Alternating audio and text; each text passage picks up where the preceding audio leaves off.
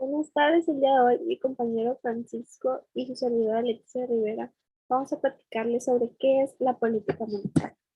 Para poder entrar un poco más en materia tenemos que definir qué es la política monetaria. La política monetaria es aquella disciplina de la política económica que nos va a ayudar a poder controlar todos los factores monetarios para poder garantizar la estabilidad de los precios y del crecimiento económico de un país. El principal objetivo de la política monetaria es poder establecer una tasa de inflación baja y estable y lograr que el producto crezca alrededor de una tendencia a un largo plazo.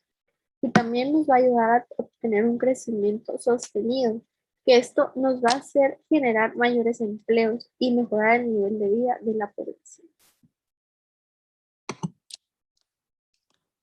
¿Qué es el dinero y cuál es su función? Como lo sabemos, el dinero son todos aquellos billetes y monedas que pasan por nuestras manos todo o casi todos los días. En sí, el dinero es todo activo o bien que es aceptado como medio de pago o mediación del valor que le dan los agentes económicos para hacer intercambios y además cumplen las funciones de ser unidades de cuenta y depósito del valor. Como lo mencioné, son aquellas monedas y billetes en circulación que adopta la forma final que la economía le da como el valor de dinero.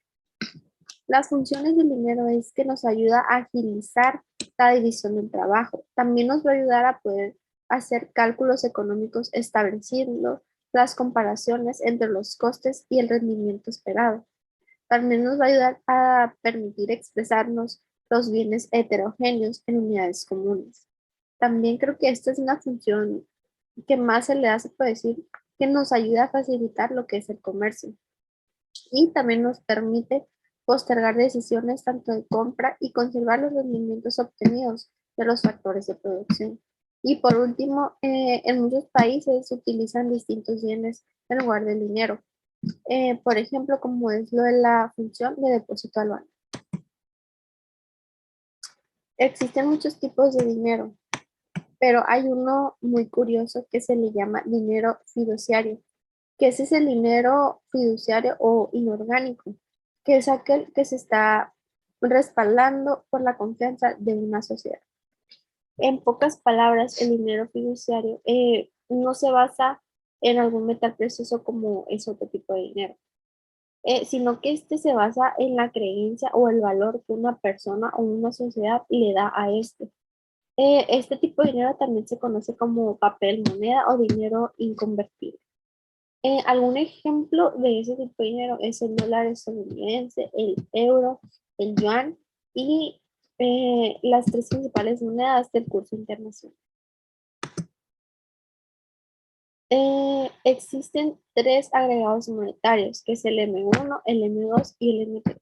El M1 es el más conocido, que son todas aquellas monedas y billetes que entran a las manos del público, o sea, hacia nosotros. El M2 es la suma del M1 más los depósitos que se hacen a corto plazo. Aparte, las libretas de ahorro y las cuentas a la vista. Y también son los acuerdos de recompra diaria que las personas tienen en un sistema financiero. Mientras el M3 es la suma del M1 y el M2. Las participaciones de los fondos en el mercado monetario e instrumentos del mercado monetario, como son los bonos tanto privados y públicos, o letras de tesoro, que estos son emitidos con un vencimiento hasta de 2 años. Eh, Después, tenemos que saber bien qué es la oferta monetaria, que la oferta monetaria, o también conocida como oferta de dinero o masa monetaria, es la cantidad de dinero en circulación en la economía. Y eso está compuesto por el efectivo en manos del público y los depósitos que se puedan utilizarse de manera similar al efectivo. Dos ejemplos que se utilizan mucho en la oferta monetaria son, pues, como lo dijimos, el efectivo y los depósitos. En el efectivo, pues, entra el dinero que está en manos de la circulación, que ya sean en mano de las empresas, de las familias o de las personas que compran tanto bienes y servicios. Y en los depósitos entran todos los depósitos bancarios, todas las transferencias bancarias, los pagarés y los cheques. Hablaremos de las instituciones que manejan la política monetaria y sus principales instrumentos. Tenemos al Banco de México. A través de la política monetaria influye sobre las tasas de intereses y las expectativas inflacionarias del público, a fin de que la evolución de los precios sea comprobante con el objetivo de mantener una inflación baja y estable. Ahora vamos con los principales instrumentos de la política monetaria. Tenemos primeramente las operaciones de mercado abierto. El BCE inyecta a las entidades de crédito una cantidad determinada de liquidez a un plazo dado a cambio de que éstas le entreguen durante ese periodo un activo financiero como garantía. Luego siguen las reservas mínimas o el coeficiente de caja que las entidades de crédito tienen que cumplir mensualmente, dejando un porcentaje dado de sus depósitos de cliente en una cuenta del Banco Central. Por otro lado, tenemos las tasas de interés. Estas son las que pagan los bancos por los recursos y es fijada por Banxico. Esta tasa objetivo se conoce como tasa de interés interbancaria a un día o tasa de referencia, ya que todas las tasas en el mercado financiero fluctúan alrededor de esta, asegurando su nivel. Tenemos también una tasa de descuento y un tipo de cambio como principales instrumentos de la política monetaria. Seguimos con la política fiscal expansiva. Esta es un tipo de criterio de política fiscal que se caracteriza especialmente por dos rasgos principales. Un rasgo es el aumento del gasto público y el otro es la reducción de la recaudación fiscal por medio de bajadas de impuestos. Un ejemplo de ello son las crisis o recesiones. Recurrir a un aumento del déficit público es frecuente a través de la aplicación de estas medidas. La historia económica ha demostrado que el abuso de este tipo de políticas fiscales suele derivar en inflación y acrecentando los periodos de recesión en el tiempo.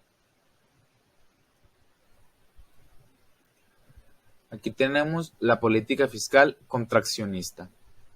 La política fiscal contractiva es un tipo de política fiscal en la que tienen cabida la reducción del gasto público y el aumento de la recaudación fiscal a través de ingresos por impuestos de los ciudadanos.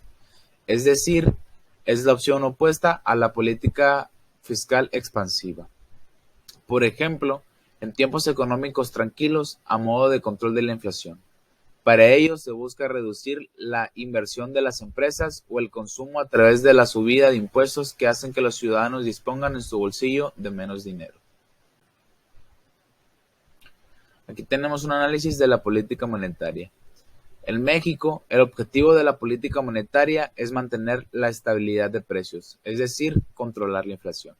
Su instrumentación la lleva a cabo el Banco Central en los mercados financieros. En nuestro país, el análisis de la política monetaria ha estado concentrado en evaluar la capacidad del Banco de México, en controlar la variación del nivel de precios, ignorando el papel que las condiciones imperantes en el mercado laboral puede jugar sobre la primera. En efecto, la gran mayoría de trabajos recientes tratan de analizar el impacto de la política monetaria sobre el desempeño económico bajo el nuevo esquema de objetivos inflacionarios. Aquí tenemos las referencias y eso sería todo. Muchas gracias.